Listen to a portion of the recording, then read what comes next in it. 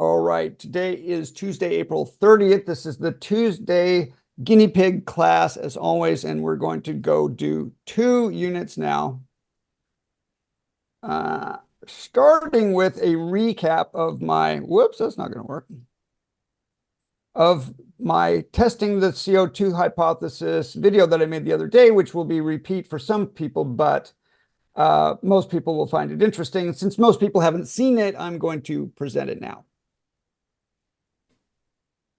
All right, I'll just do it as I did it the other day, so in case it wants to stand alone. My name is David Siegel, and I've got a short video out of many from my climate science masterclass to test the CO2 hypothesis to see if CO2 has any effect on temperature using real-world data. Now recall, we were just discussing this from a previous lecture, that the greenhouse effect really does prevent nighttime temperatures from being extremely cold.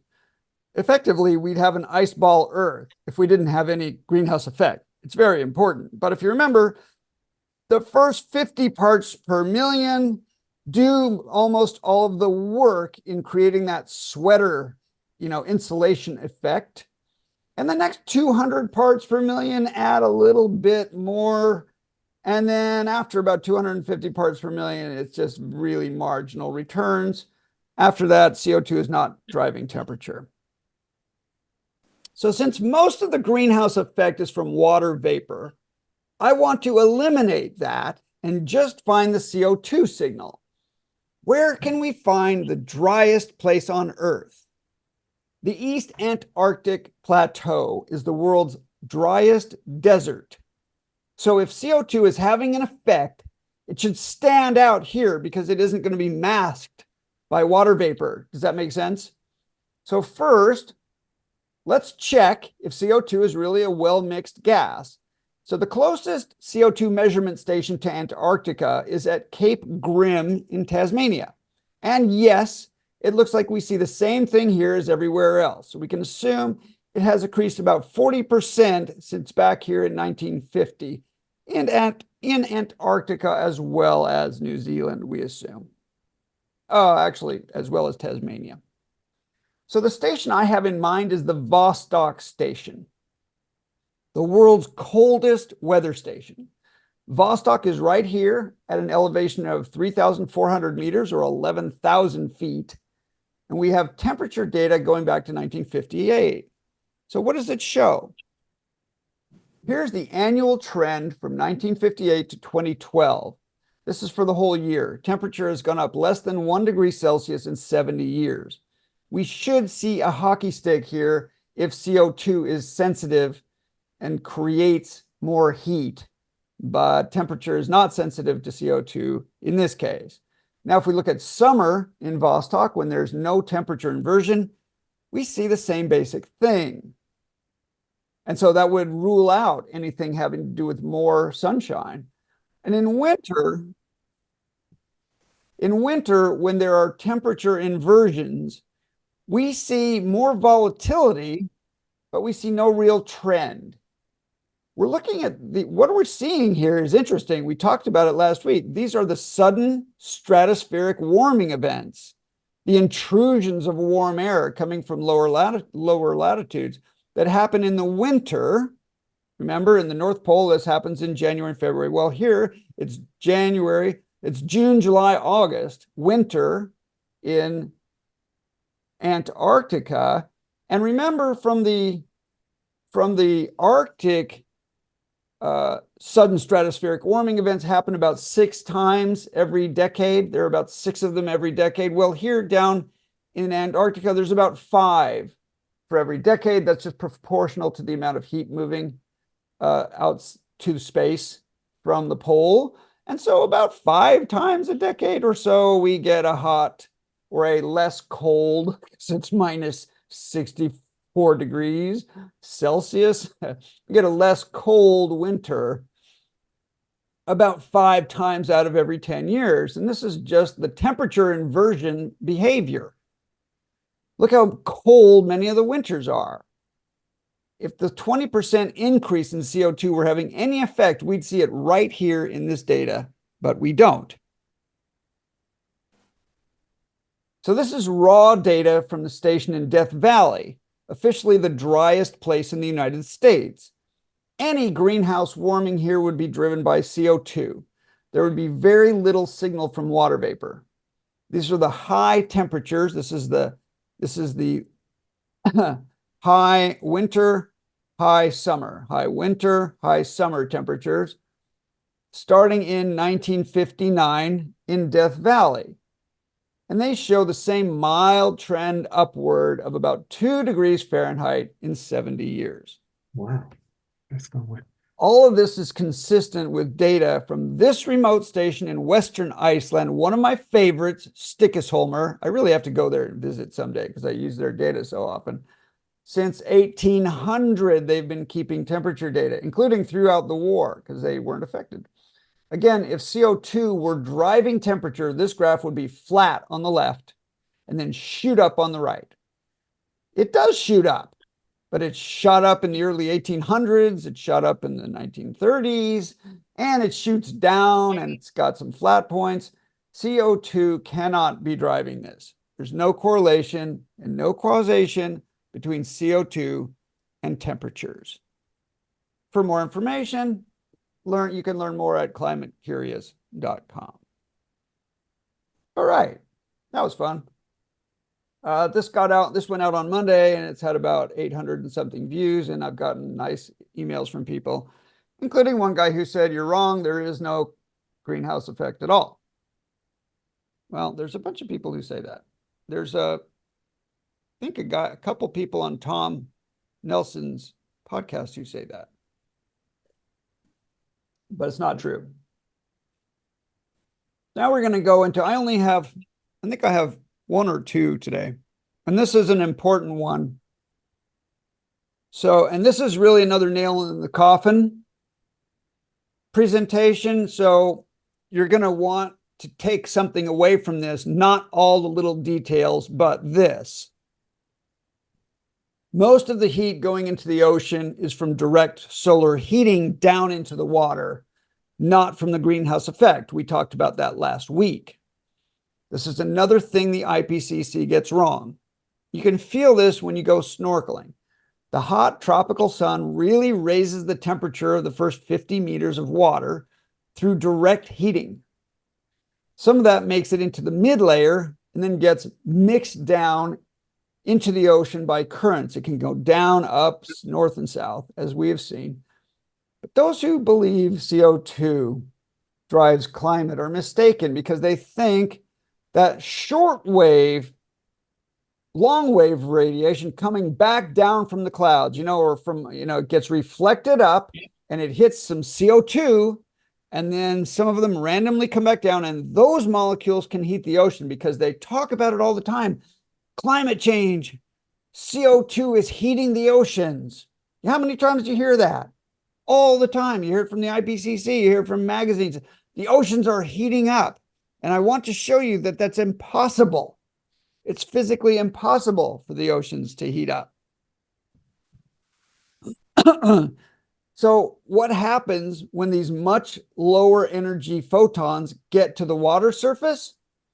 Any downwelling infrared radiation can only penetrate about 1 or 2 microns into the water. That's much less than the width of a human hair.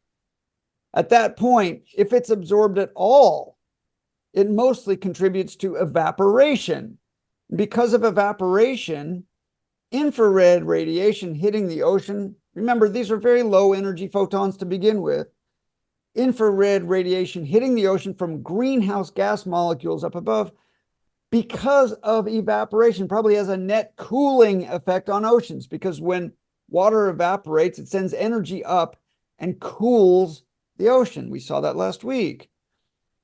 Remember, neither the land nor the atmosphere can retain heat.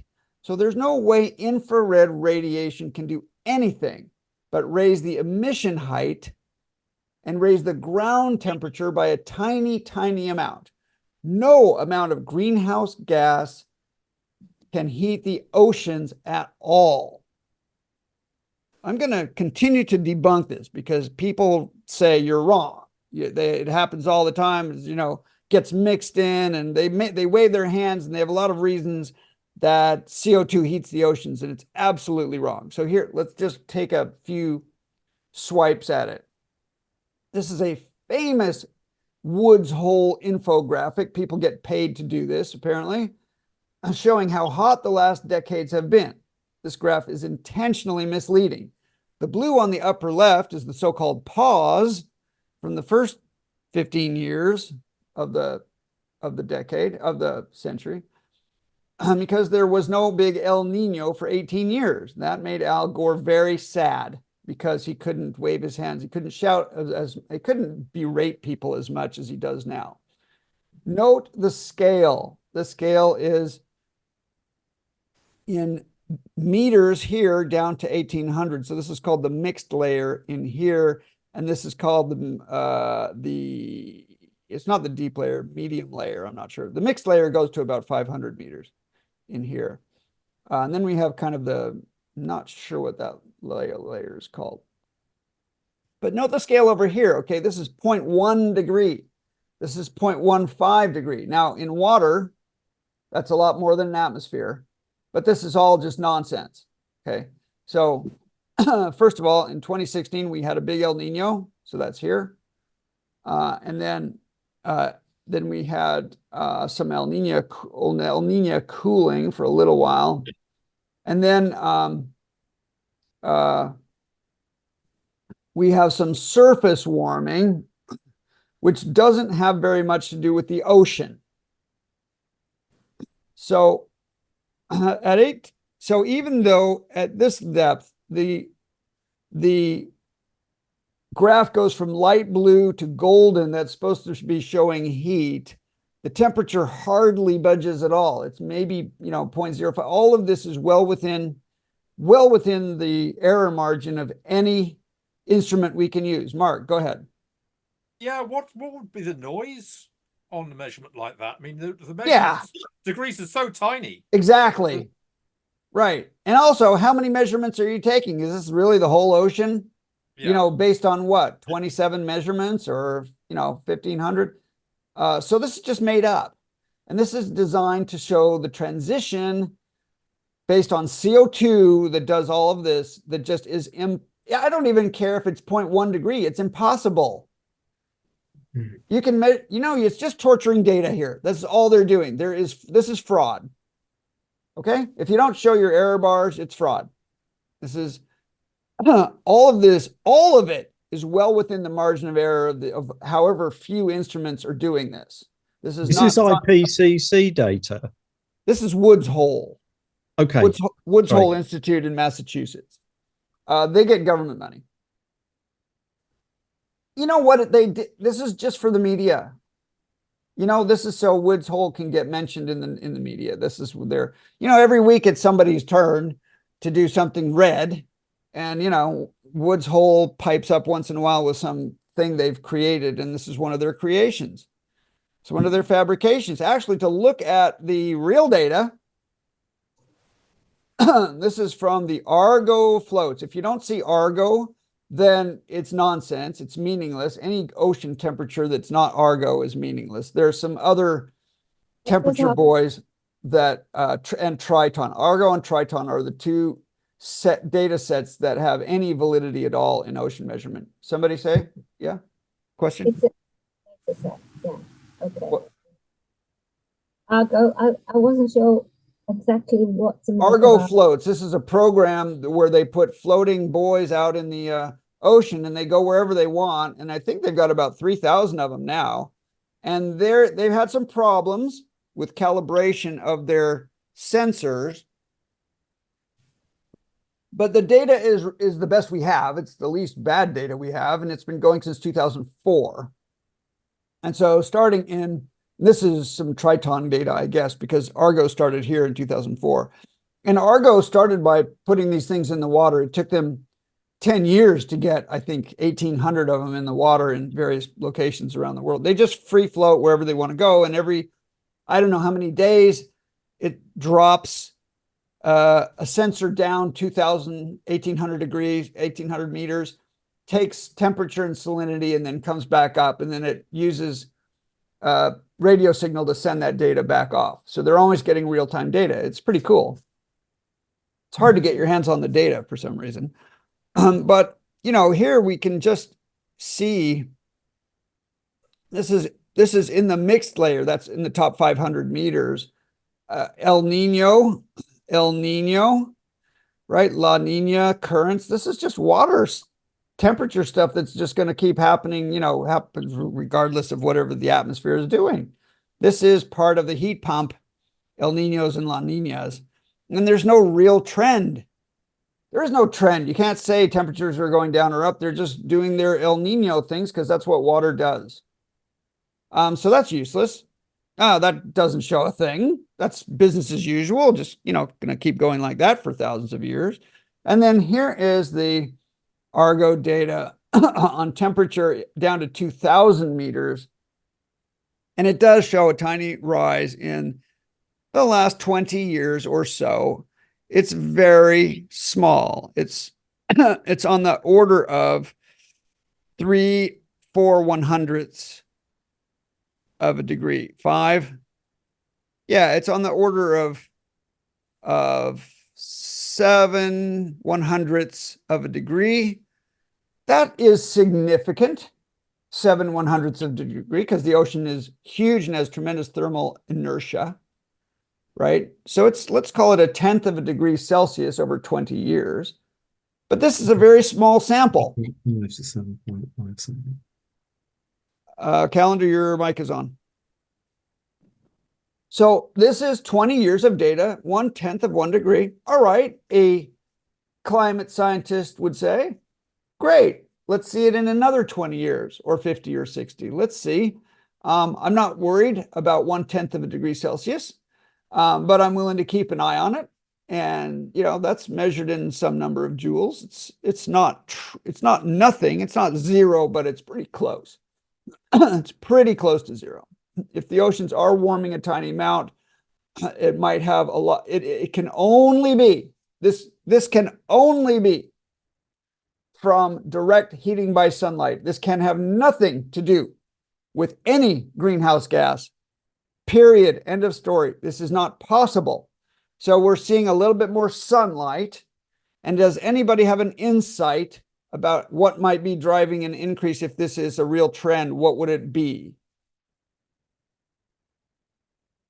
Any ideas from the advanced students, Tony? Less cloud cover. A little bit less albedo. No We will- pollution. A little bit less albedo for some reason.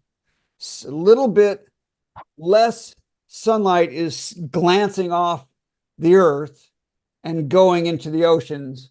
And that might be true. And we're going to look at albedo in 2 weeks, I think. So if you're going to look at trends like this, we're going to see several of them.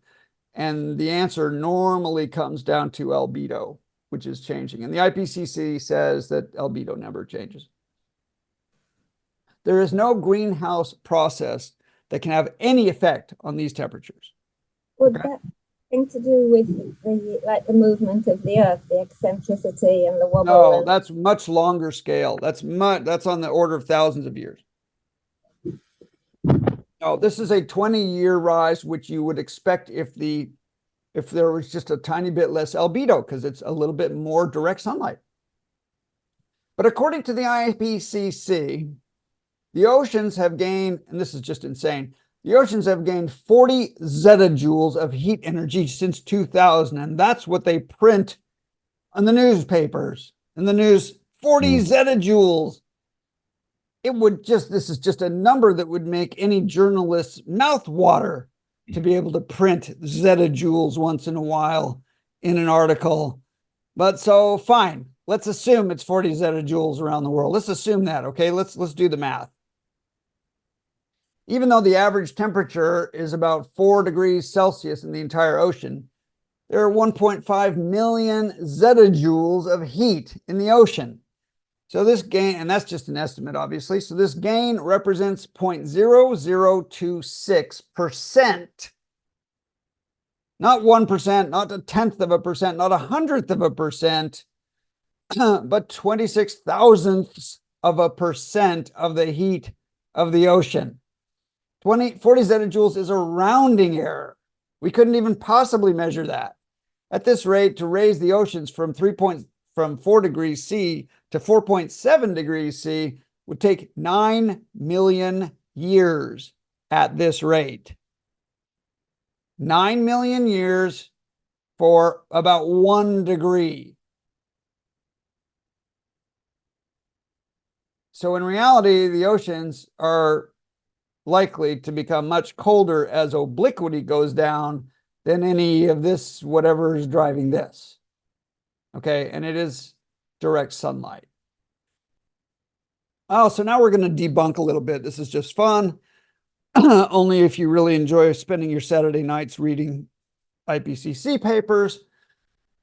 They say the critical section of the document is 5.1.3, which is sort of 3.5.1.3, which is, I've got that right here.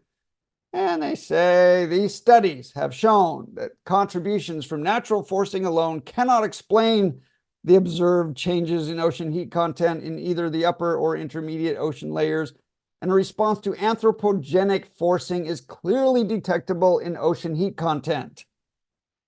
Okay, let's look at the papers then, shall we? This is the Gleckler paper from Penn State. Peter Gleckler. These authors use ship measurements and other totally unreliable data to show that ocean temperatures have been increasing since the 1800s. All their claims of CO2 being responsible are based on temperature increase and nothing to do with CO2. It's just based on correlation, not causation. And the data is nonsense. The data is garbage from ships. Thermometer readings from ships is garbage. It's ridiculous. So okay, so that's out. So now we have the Durack paper. Again, ocean heat content has risen since 1971.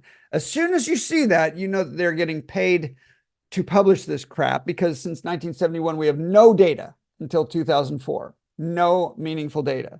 And there's no measurement of CO2 causing any temperature change, because they use models to predict future ocean temperatures. So again, they're saying that this has to be forced as a response to anthropogenic emissions is clearly detectable if you use models of the future. Yes, because you can make the models say anything you want. It's easy. Finally, here's the Tokarska paper. And the way they detect a human fingerprint on temperature is always the same. They run a model for temperature without added CO2, and then they subtract that from real-world temperatures. And this can give you any numbers you want, because it's easy to tune the model, which they do. This is what their paycheck goes toward, is this kind of stuff coming out all day.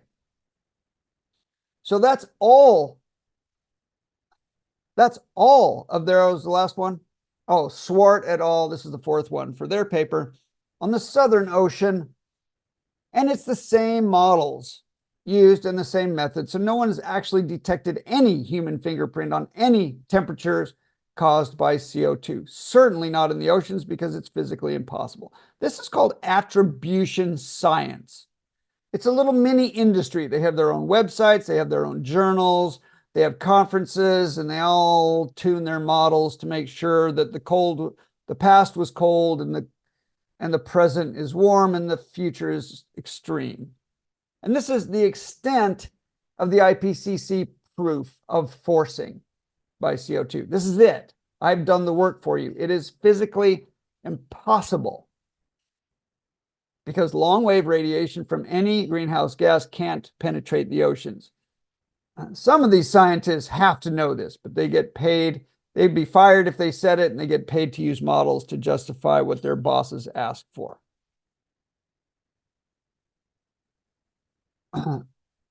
So this graph is the smoking gun of humans not causing climate change. No greenhouse gases can do this. What it really means is probably that direct ocean heating has increased a tiny bit. the infrared radiation from the atmosphere can't penetrate the oceans. The atmosphere and land can't store heat. And so thermal energy coming directly from the sun is pretty much what explains all of the warming in the ocean and above the ocean that we are seeing. Because if it's in the ocean, it has to be above the ocean. And so this shows that when the IPCC says that there's no contribution from solar changes, what's their word? Solar changes, another word for changes. But when they say that the sun can't change enough to cause the heating we're seeing now, that's fiction. The sun is causing the above the surface heating we're seeing now. And here's right here, we have the fingerprint of it in the ocean. So it must also be happening above the surface of the ocean. All right.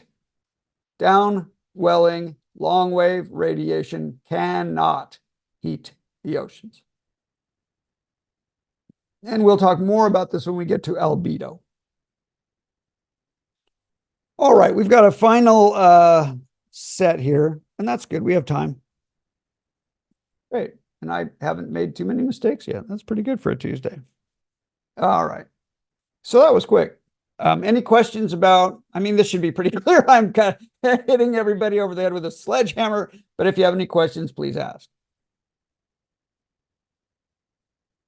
One thing people say, well, how do you know that downwelling infrared radiation doesn't penetrate more than the skin? Maybe it gets in there and it warms something, and then that gets mixed around and some heat does make its way down. Two answers. Number one, long wave radiation is about 1,000 times less intense than short wave. So even if that were true, it'd be 999 to 1 outweighed by shortwave energy coming in from the sun, direct ocean heating. So that's out. And number two, there's a paper on this. I think I've got one, and then there's another one somewhere. But if you look at cuttingthroughthenoise.net, if you look at my list of papers, there's an ocean section. And I have a peer-reviewed paper showing that it's a couple of microns at most. And it cannot penetrate more. And it almost certainly is net cooling to the oceans, because if it does anything, it helps evaporate. And if you took it away, it wouldn't matter, because it's a tiny percentage. It's a rounding error from the evaporation that the incoming solar radiation really does. All right. Any questions about this? I've pretty well hammered it to death. I've got a question, yeah. The thing about the albedo and cloud cover, there was a scientist called Hendrik Stensmark in Denmark, and he was positing this theory about clouds and solar clouds related to the solar cycle. And I think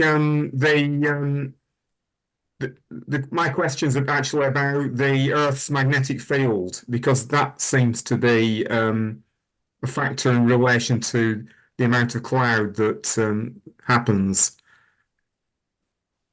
A lot of things happen in clouds, and we don't understand. We don't understand the equations for clouds, and we don't understand even, clouds are pretty much not in climate models. There is a new cloud paper by Van Wijngaarden and Happer. It's ridiculously technical. And they talk about, and I looked at it and I can't remember what the conclusion is. But the basic conclusion about clouds is that they're so unpredictable, they probably, you could say that clouds are contributing to warming or cooling. And it'd be hard to say for, conclusively that it's one way or the other. Most people I talk to believe, and especially Javier believes, that it's net cooling effect. More clouds gives net cooling. Yeah, I just remembered, actually, there's a relationship between the cosmic rays and That's right. and also the way that affects the Earth's magnetic cycle. And I think if the Earth's magnetic cycle is high, it prevents the weather from being too sort of unpredictable. Whereas if it's a low magnetic cycle, that you get more interference from cosmic rays. I don't think there are magnetic cycles. I think because the flip of I don't mean magnetic cycles. I mean solar cycles, but also solar cycles. yeah. But also that does affect cosmic rays, and then it affects cloud cover and the Earth's magnetic field. A little bit, I'm sure there's a lot of talk of cosmic rays, you know, for nucleating clouds. And the only thing I really know about is that the spiral arm, the galactic effects, and these are on huge time scales of 10 million years or more. Yeah, that's right. But no, there are also cosmic ray effects all the time, and I just don't know. It's pretty technical, so I don't know much about it. It's not a big factor for Javier. You know, if you look at the next, if you want to talk about the last couple hundred years and the next couple hundred years, it's not a big factor. And the magnetic, I think just nobody knows because we can't predict it, and you can't see any patterns in the magnetic stuff. So I don't know. I'd be interested if somebody wants to research the magnetic effects on climate. I'm not aware of any. So if you have a report on that, please. All right, now I want to do global atmospheric. Can I just Yes. ask a question? Sorry. Of course. I mean, just as back to your long wave and short wave penetration of the oceans. Yeah. I mean, surely it should be incredibly simple to set up a physics experiment to demonstrate the effect. It's been done. I've got as I say, there's a paper on my website. There's others. The IPCC acknowledges it.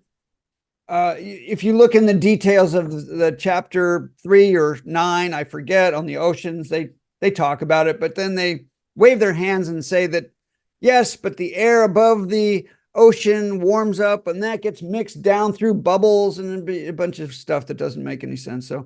So unfortunately, it's just one of their inconvenient truths that they know very well. Right. Okay. And also keep in mind there's sea surface temperature, which is different. And that gets measured by satellites. And that's what's going through the roof right now. And everybody thinks that is sea water temperature. Everybody thinks that's ocean temperature, and it just isn't. That's just sea surface temperature. And we'll talk a little bit more about that in 2 weeks. So, yeah, it's well known and understood. Nobody really contests it who's studying the physics of it. All right, now we're going to start the heat pump with a simple, just a quick overview that is not very as technical as next week will be. Okay.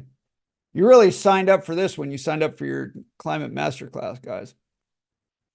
I don't know if you really want it all, but you're going to get it.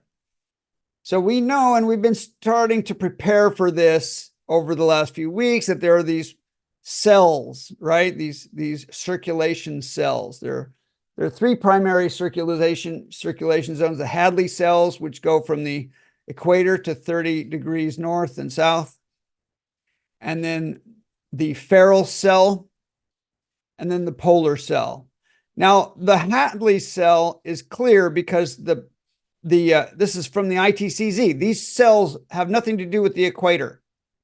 These cells are relative to the ITCZ at the time. So it moves, this line moves because the ITCZ or CZ is the climatic equator, right? So from in January, February, it's down, and in March and in August, July, it's up here.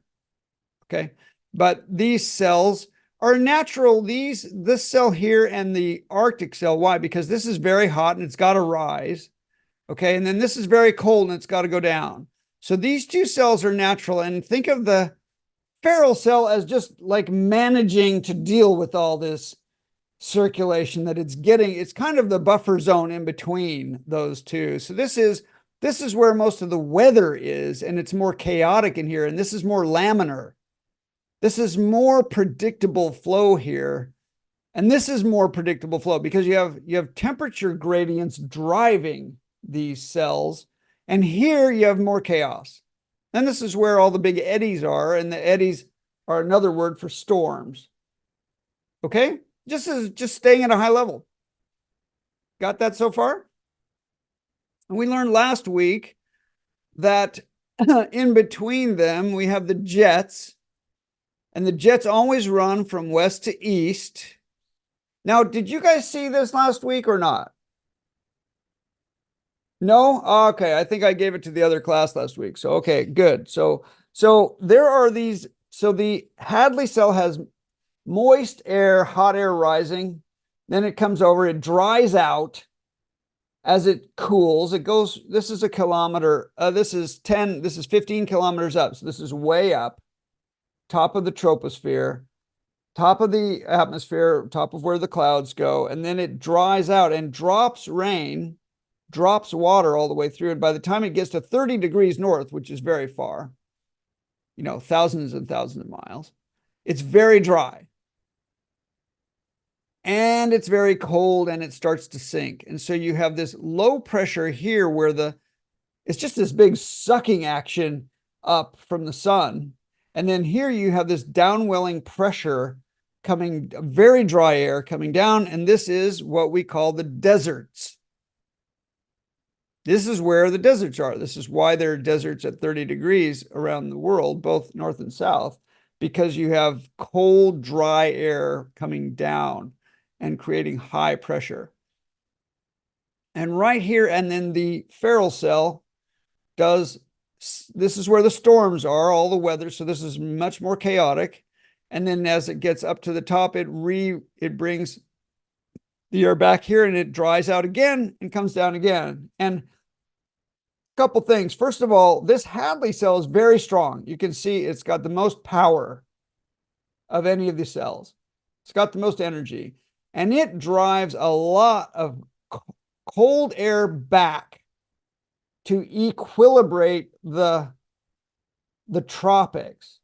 So, you know, when I talk about the heat transport from the tropics to the poles, from the equator to the poles, it's not here in the atmosphere above the earth, because this is predominantly south or equatorward from the north and south, and it's predominantly cold to hot. Well, that's not true. It's predominantly dry to wet, coming from the deserts. And this is the Mediterranean. This is the Caribbean.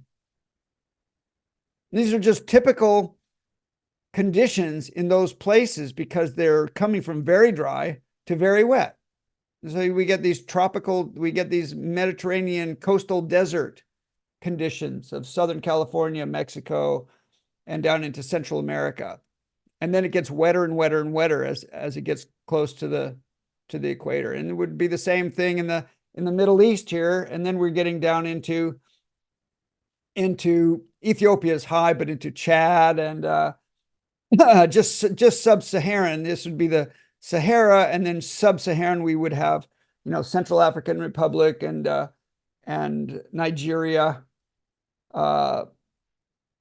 Kenya and Uganda are right on the equator, so that would be the end of that here, okay? So then in this fold here where the air is just plummeting down, we have the jets. And the jets both go the same way. The jets always go from west to east. We have something similar here where this air goes up and then the warm air goes north and then it just gets pulled down into this high pressure here, and this is very cold. And then the cold air moves south, and this is why we can get serious storms, because we get intrusions from Russia, from Canada, from Norway. We get these cold air coming down. You get it in UK all the time. You get a blast of cold air from the Arctic, and that's here, and then it meets up with the weather and ascends up to the tropopause, goes up toward the top.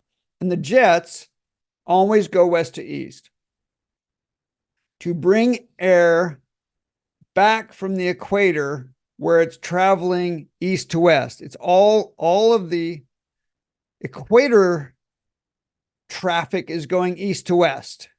And so all of this movement is to compensate for that and bring air back. So that's why we get these big circulations this way. So we're not talking vertically anymore. We're talking about these big circulations in the ocean basins. That's where the weather is. Okay. Do we feel Yes. these jet streams though, do we? Because they're so high. We What? wouldn't be aware of the jet streams because they're really high. The jets are high, and the jets drive the weather. And what causes the jets to go east and west is the Coriolis effect. Who can say what the Coriolis effect is?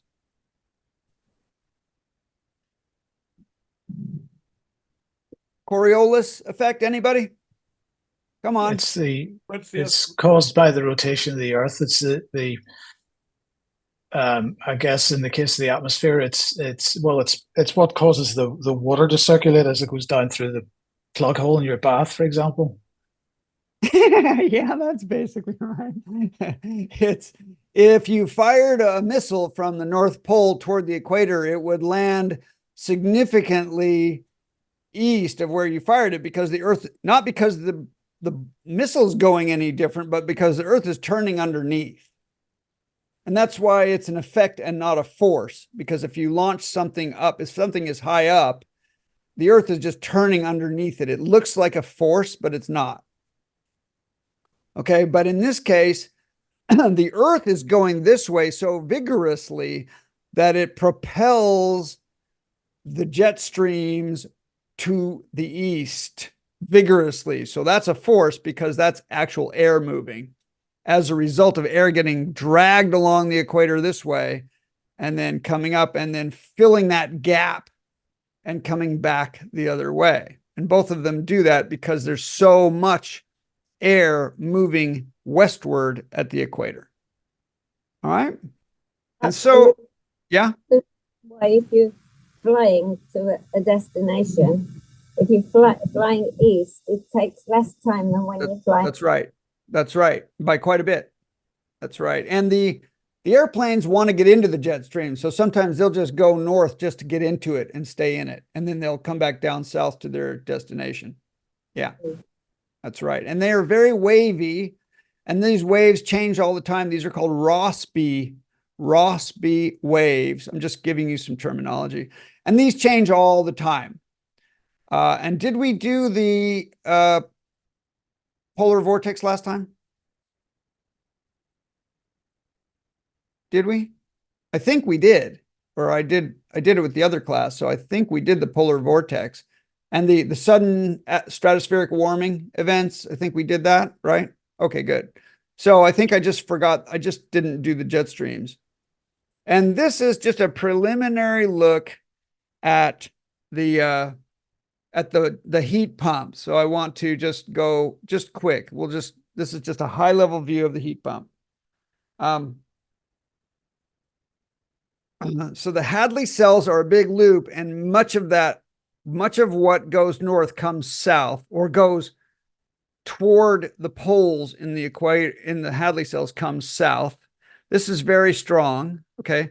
Then this is very strong coming this way out of the North Pole.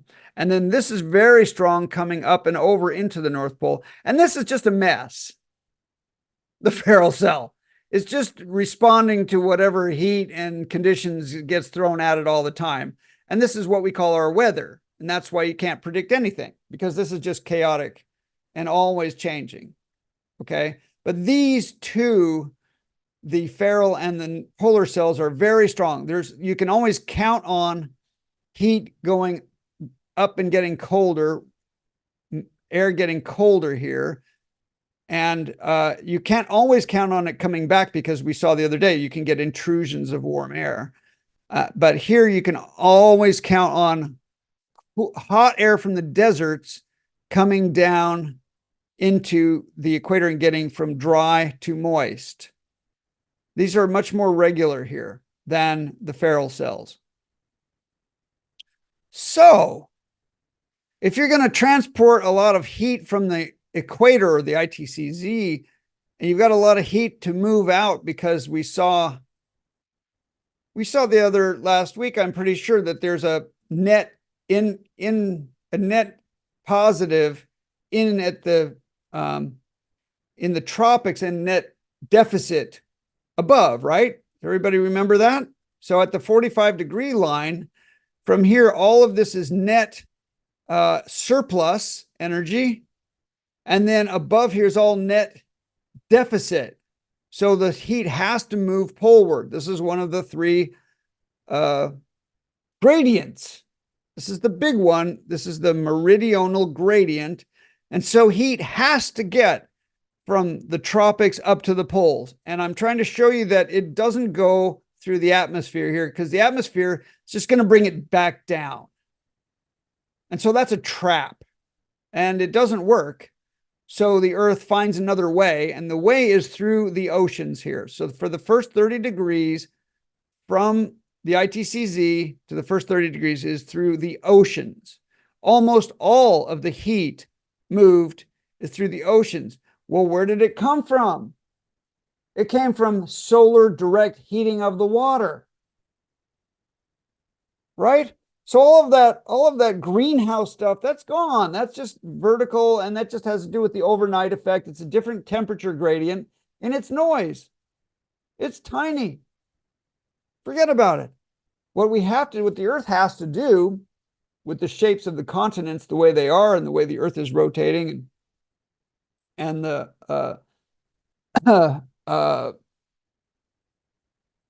angle and so forth, is to move heat through the oceans up to the 30-degree line, because it has to. It has no other way to move heat. The atmosphere is not cooperating.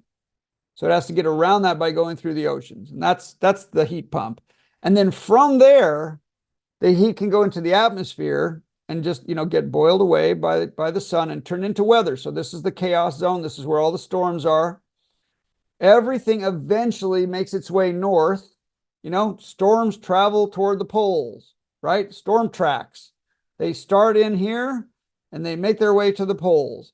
And then as soon as they get up toward this area around 30 degrees, 60 degrees, I want you to keep in mind something that people don't appreciate, and that this is a finer point, but it's critical, and the IPCC doesn't really understand it that well. This is a tremendous amount of energy coming in here, right? 2/3 of the energy arriving at Earth arrives in the 30 degree to 30 degree zone in the tropics. 2/3. And much of that energy has to make its way up to space. And as it does, what happens? The Earth gets smaller, because we have, it's just like concentric rings here. It gets smaller and smaller area of, meridians of latitude.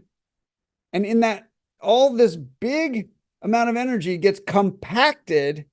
It's like a toothpaste tube, and eventually gets so small that it has nowhere to go by the time it gets to the North Pole, and then it shoots out. Okay, so a lot of energy in each successive ring has to get compacted, so it's much more intense here. It's like a V shape, right? It's like a V shape going up. See that? People don't appreciate this. People think it's more like a cylinder, but it's really a V shape, taking all this energy cross-sectional and pumping it, concentrating it up here. And this is how you can get such warm temperatures very far north. And it's why much of the Arctic Ocean doesn't melt. You think, and you see videos, and you're convinced often by some animations and some people talking about how these warm water intrusions come up through here, through the Fram Strait, and it's all the water coming up here. But that's not true. This is what Javier shows. Many people believe that it's the warm water currents that create this much warmer climate in this Norway. Is this Norway? Norway area, wherever Norway is. In Norway, that they have a much warmer climate because of the water. It isn't. It's because of the energy being forced now. And so it's because of all this energy concentrating in the atmosphere, in the weather, as it goes up to the pole. All of this has to end up in a tiny amount of square area.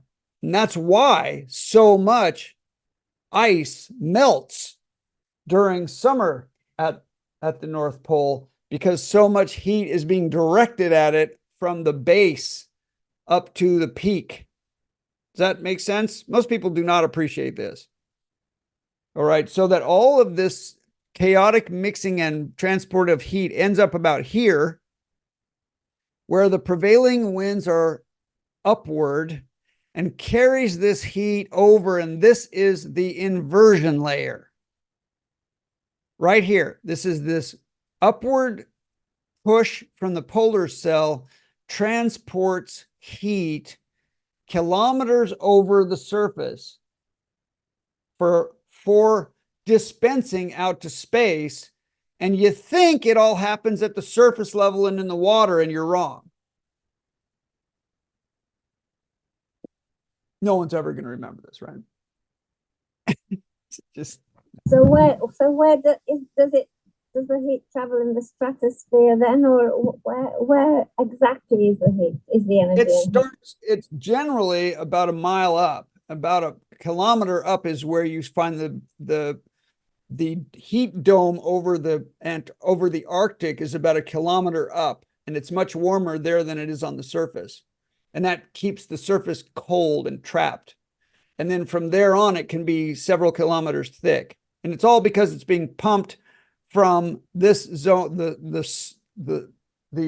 storm zone in, and it's very variable. So there are big eddies. So that's why we have these Rossby waves, so that sometimes it's very cold up here and sometimes it's very warm down here, and it mixes a lot. This is all chaotic. So this is always perturbing both the jets, and the polar vortex is always kind of being warped and distorted by warm air coming north. This is warm air going north, right? That's what it is, warm air. And this is the compensation of that. Once you get over the warm air, then you just get this sucking sound of cold air coming back down. And that's why we have ski season in the Rockies. So is it the fact that there's less land at the top and everything's being Concentrated. concentrated? So in effect, you get more pressure and more heat. Yeah. I think I get it. Yeah. Yeah. If you get this at a basic level, that's all I'm asking. Yeah. Right. I'm Okay. not asking for PhDs, but It's it because there's not doesn't. nowhere else to go. It doesn't go through the oceans, no matter how many people, and most people say it. So this is just a common myth. It doesn't much, very tiny amount of it goes through the oceans and then escapes to space. So, and why? Because people say, well, see, in winter, the ice freezes. So it must have been that in summer, the water warmed the ice. No, the hot air coming in and then going back down warmed and melted that ice. Okay. And so the amount of heat needed to melt the observed Arctic Ocean ice in summer is tremendous via the ocean and air currents. Air currents from the south is 60 exajoules, and direct solar heating of the incoming solar energy onto the Arctic Circle, because the Arctic Circle has no sunset for 3 months. Right? It's directly exposed. It has no night. It's 40 exajoules. And here I'm talking about exajoules, not petajoules. Normally I'm talking about petajoules. Petajoules are the amount that's always coming from the sun at all times. So that's petawatts. So I don't want to confuse you. But this is exajoules. Joules is energy. And the reason these numbers are so big is that this is the whole summer season long. So this is for 100 days. It's a tremendous amount of heat accumulating over 100 days. And that gives us 100 exajoules of heat in the summer months at the Arctic that doesn't have in the winter. And it has to get rid of, and that's what melts all the ice. So Can you just put in the point about the movement of currents and I think it's called heat pumps in the ocean as well. Does that not figure in this? yes, but it's tiny. It turns out to be very small. It might. Well, It I might thought be. I thought these movements of currents. I mean they're very long. Some of them are 1,500 years in process, but they do have a downwelling effect and upwelling for that matter. That's right. You can see maps of upwelling hot water coming up, and people think this is what melts the ice. It isn't.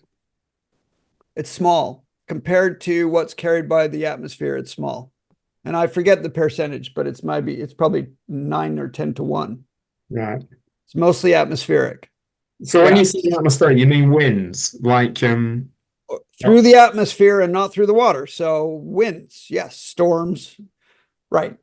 That's right. So this might be, I don't know, 10 exajoules coming through the water and 50 exajoules coming through storms and wind. It might be less than that. I'm not sure. But it's a small amount. It's much smaller than people think. And then quite a bit through direct solar heating. So remember, it's a battery. I explained this last week. The Arctic is a battery. When you melt that much ice, it melts an area of ice the size of the United States by 2 meters thick. Melts in about 3 months, 4 months.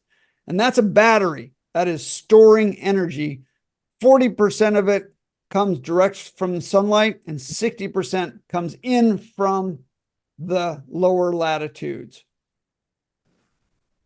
You know, one thing to understand is that you think, well, this is equator to the poles, that the equator heat goes to the poles. No, the equator heat kind of knocks into the heat here and it escapes, and then this knocks in. It's kind of a more like a wave, you know, all this heat here, it goes a little bit north and then it escapes. So there's a wave north, but the equator heat or any particular meridian heat goes a little bit and then goes out. Right? So it's the last little bit that has the accumulated pressure of all or amount of heat that's been pushed up. It's only 11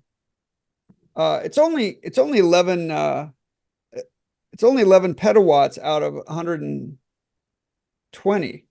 So it's only 10%. The rest of it all goes straight out, as we've discussed before. It goes out through evaporation and convection out to space. Okay, but about 10% of it is this giant movement of heat forward. It's 11 petawatts out of 120. Yes. Is the Gulf Stream not? I mean, that's an ocean current. Is that not making a massive difference? It does. It carries a whole bunch of energy. Let me just do it back here. It carries a whole bunch of energy through in this area, the Gulf Stream, but then by the time it gets up around here, it hits it as it's generating and moving storms, more and more and more of it goes into the atmosphere. So the Gulf Stream loads its energy through here into the atmosphere, and the atmosphere carries it over here.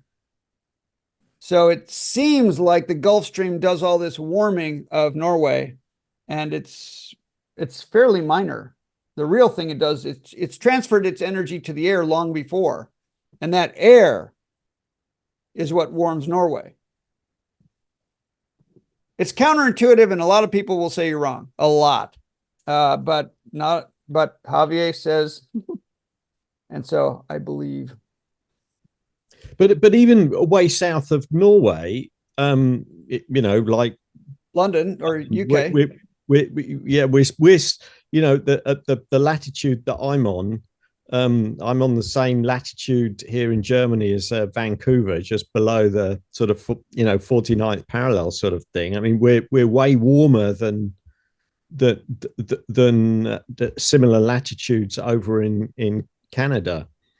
Maybe not Vancouver, because there's a similar warm ocean current. Okay, yeah. But Vladivostok for something. Yeah.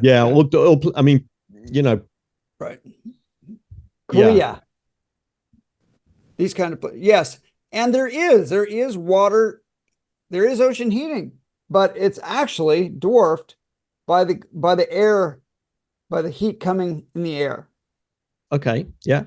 And so long ago, you know, thousands of miles before, that heat, a lot of that heat came out of the ocean first and contributed to the air, and that's what made the storms. And that energy has heat in it, and that's what keeps the UK much warmer than Vladivostok.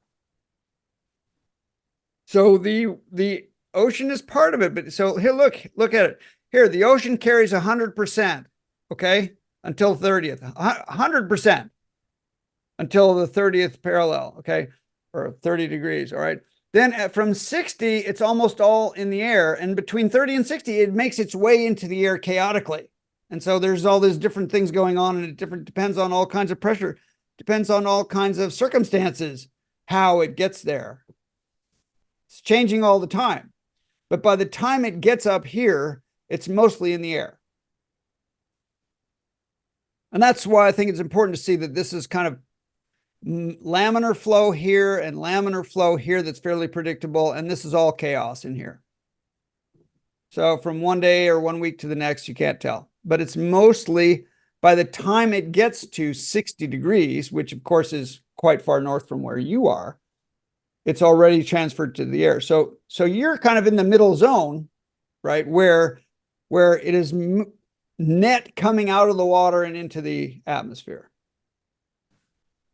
Okay. All right. So we talked about the amount of ocean needed to melt the Arctic Ocean ice, and 60% of it is mostly coming to 60 degrees north to the Arctic via the atmosphere, and 40%, and a tiny amount through the water, and 40% direct solar heating all day and all night, because it's 3 months of sunlight.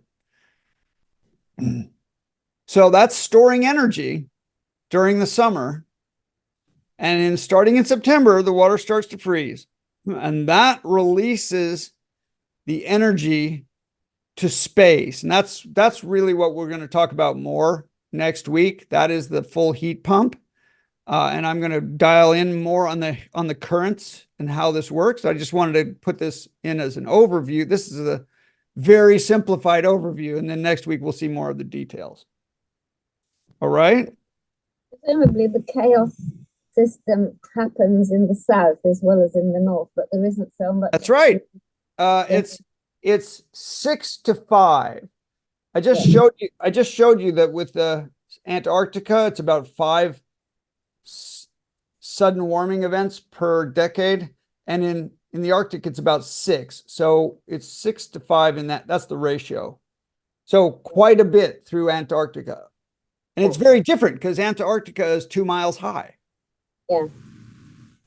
It's very different, but it's still in Antarctica, you have the inversion. Over the high plateau, you still have the inversion because that warm air is coming from 60 degrees south. And then it escapes up through the chimney, if you think of the polar vortex like a chimney. Remember, when it escapes, this is not air moving, this is heat, this is long wave photons, right? That's what escapes. The air, there's no current going out to space through the poles. It's long wave radiation. It's radiation going pretty much straight up from the surface of the pole. Well, or from the area above. We'll get into it next week, but much of it gets transported in, say, 1 kilometer or 2 or 3 above the Earth, and then that just turns into long wave radiation and escapes. Crazy, huh? I mean, the IPCC doesn't talk about any of this. That is the heat pump, and that is what cools the tropics so that the Earth doesn't overheat.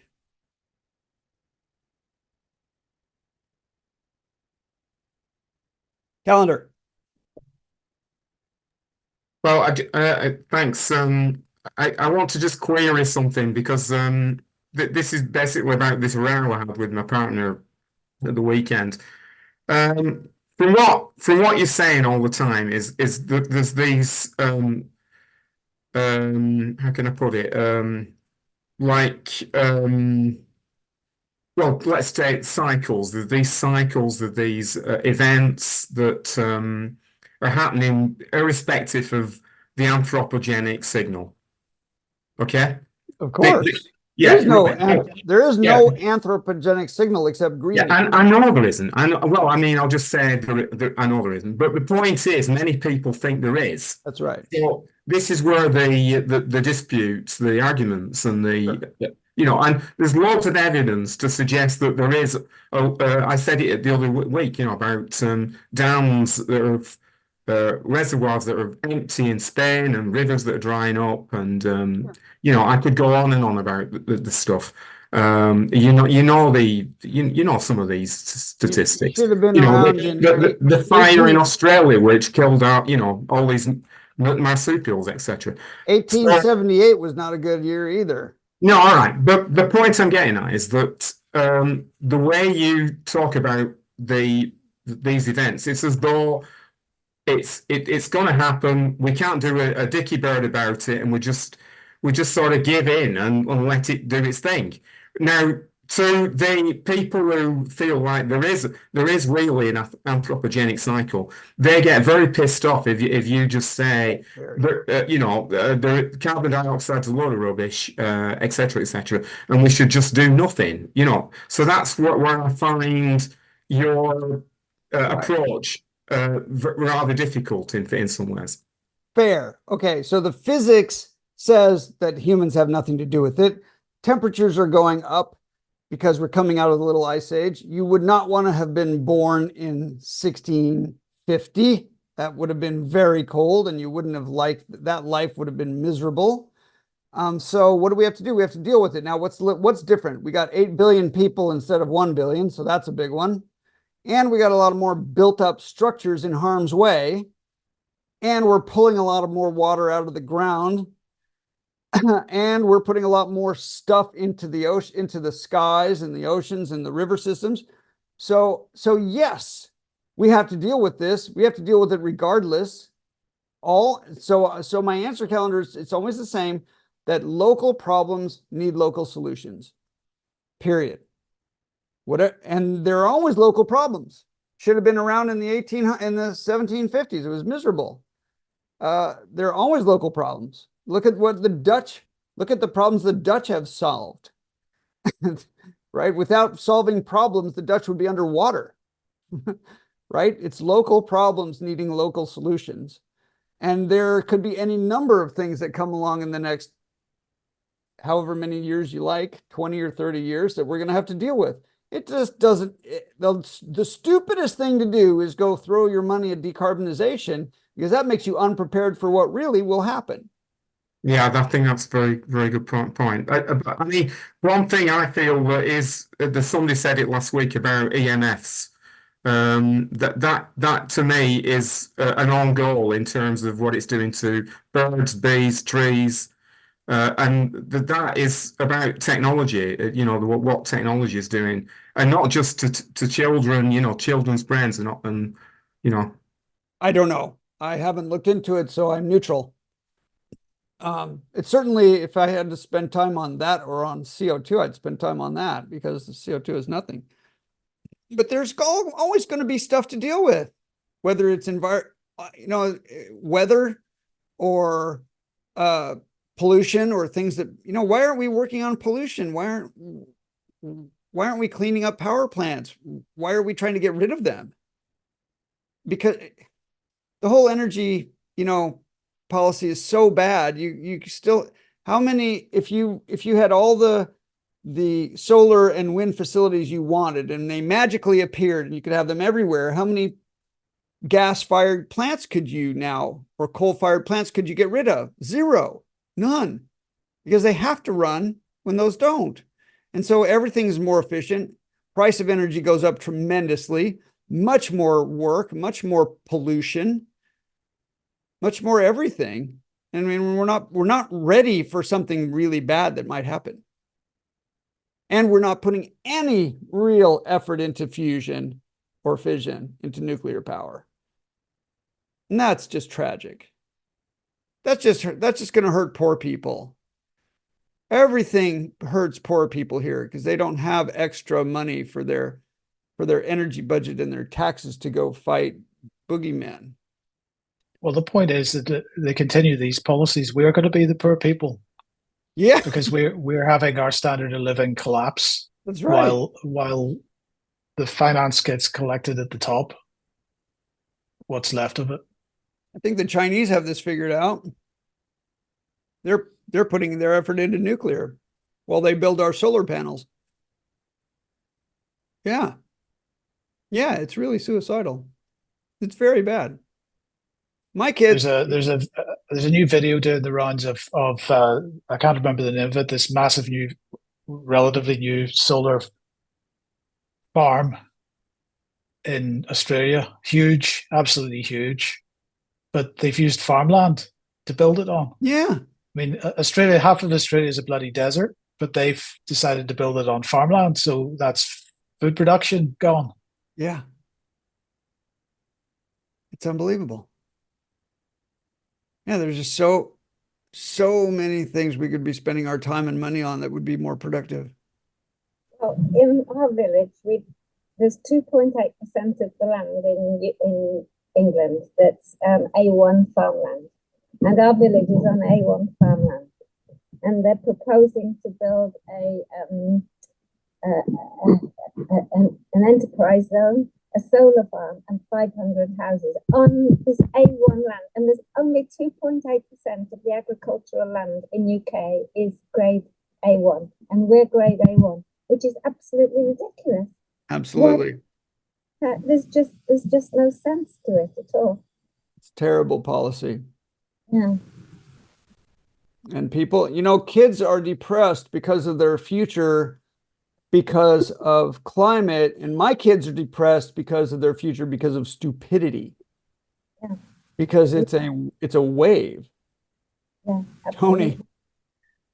Yeah, there was some sort of, I don't know if it was a debate or a statement in our Houses of Commons this week, and there still was mention of improved battery storage, as if they could run the grid for anything longer than a few seconds. Yeah, 12 minutes. Yeah. It's unbelievable. I was also going to just quickly mention the Gulf Stream again, because it might not be in the overall scheme of things a huge amount of energy, but it certainly does change the climate in Europe. Oh, sure. Lisbon is on the same latitude as New York.